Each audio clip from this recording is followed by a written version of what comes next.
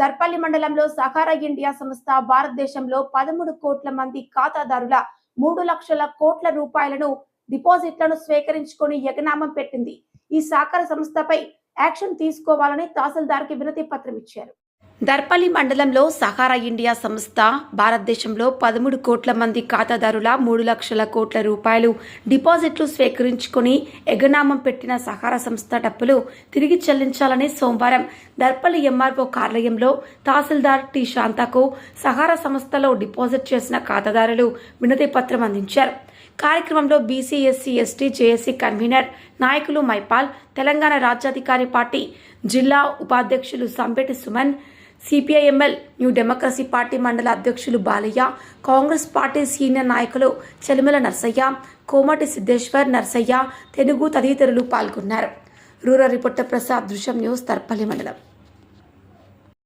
దర్పల్లి మండల కేంద్రంలో రెవెన్యూ కార్యాలయంలో మన తహసీల్దార్ గారికి మరి సహారా ఇండియా బాధితులందరూ తరపున మా దర్పల్లి జేఏసీ తరపున మరి వినతి పత్రం ఇవ్వడం జరిగింది. సహారా ఇండియా ఏదైతే సంస్థ ఉందో దాన్ని న్యాయం చేయలేక కేంద్ర ప్రభుత్వం మరి పేద ప్రజల నోట్లో మట్టి కొడుతుంది. కేంద్ర ప్రభుత్వం సహారా ఇండియాకు మరి ఎవరైతే ఖాతాదారులో వాళ్ళందరికీ 2023లో ఎన్నికల కంటే ముందు మరి అందరికీ డబ్బులు ఇప్పిస్తామని అమిత్ షా గారు చెప్పడం జరిగింది. కానీ దాన్ని ఇంతవరకు అమలు చేయలేదు. దీనివల్ల కోట్లాది మంది లబ్ధిదారులు ఎవరైతే సహారా ఇండియా తీసుకున్నారో వాళ్ళంతా రోడ్డు పాలై నెలకొక్కరు, వారంకొక్కరు, రోజుకొక్కరు ఆత్మహత్యలు చేసుకుంటున్నారు. ఇటువంటి పరిస్థితి దాపురించింది. మరి ఈరోజు నీరవ్ మోడీ కానీ ఎందరో మంది దేశాన్ని లూట్ చేసి ప్రపంచంలో ఎక్కడో వేరే దేశాలలోకి వెళ్ళిపోతున్నారు. మరి దేశాన్ని లూట్ చేస్తున్న వ్యక్తులను కూడా ఆయన తెప్పించలేకపోతున్నాడు మోడీ. దేశంలో ఉన్న వాళ్ళకి ఆయన బాధితుల తరపున బాధితులతోని ఇక్కడ దర్పల్లి మండల కేంద్రంలో ఎంఆర్ఓ గారికి వినతి పత్రం ఇవ్వడం జరిగింది. ఎందుకంటే దేశంలో 13 కోట్ల మంది సహారా బాధితులు 3.5 లక్షల కోట్ల రూపాయలు పెట్టుబడి పెట్టి ఇవాళ అనాథాలుగా మిగిలిపోయారు. ఎందుకంటే ఏదో 4 రూపాయలు భవిష్యత్తులో పనికొస్తే పిల్లల చదువులకు, పెళ్లిళ్లకు, వృద్ధాపంలో మందులకు, అట్లాగే ఇంకా గృహ నిర్మాణం చేసుకోవడానికి ఎన్నో అవసరాలకు పనికొస్తాయని కొండంత ఆశతో పొదుపు చేసుకుంటే ఆ సహారా కంపెనీ ఇలా ప్రజల మీద దాదాపు 13 కోట్ల ప్రజల మీద ఇలా శటకోపం పెట్టి ఇలా కనుమరుగయ్యారంటే ఇలా ప్రజలు ఎంత దోసుకుంటున్నారు అనేది అర్థమవుతా ఉంది.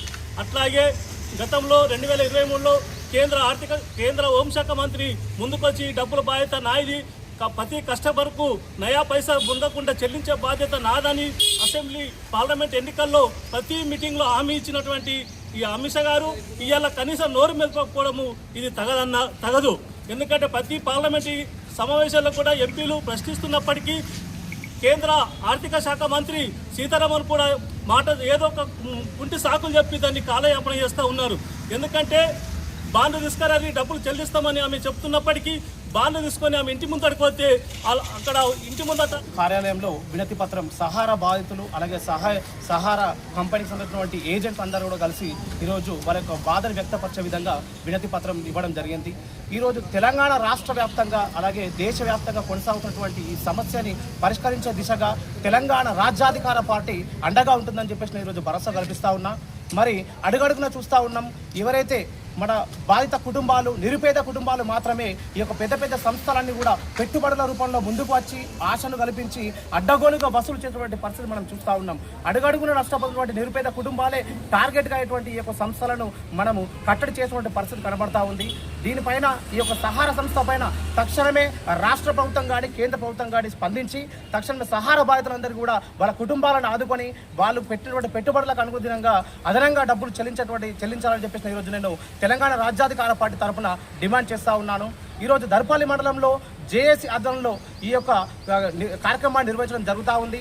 దీనిలో భాగంగా ఎస్సీలు, ఎస్టీలు, మైనారిటీలు అంతా కూడా ఈ యొక్క సహారా బాధితులందరికీ కూడా అండగా నిలబడి ఈ యొక్క సమస్యను పరిష్కరించే దిశగా అందరూ కూడా పోరాటం చేస్తారని చెప్పి నేను ఈ సందర్భంగా తెలియజేస్తా ఉన్నాను.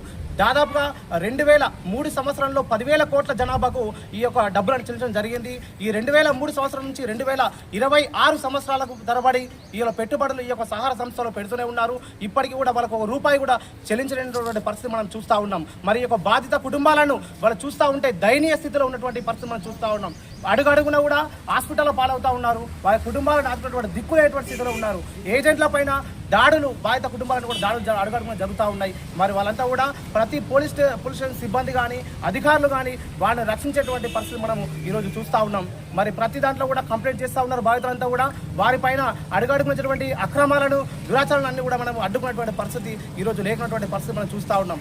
ఈ బాధితుల పక్షాన ప్రభుత్వం నిలబడి ఖచ్చితంగా వాళ్ళకు న్యాయం జరిగే విధంగా పరిష్కరించాలని చెప్పేసి నేను ఈరోజు నేను తెలియజేస్తా ఉన్నాను.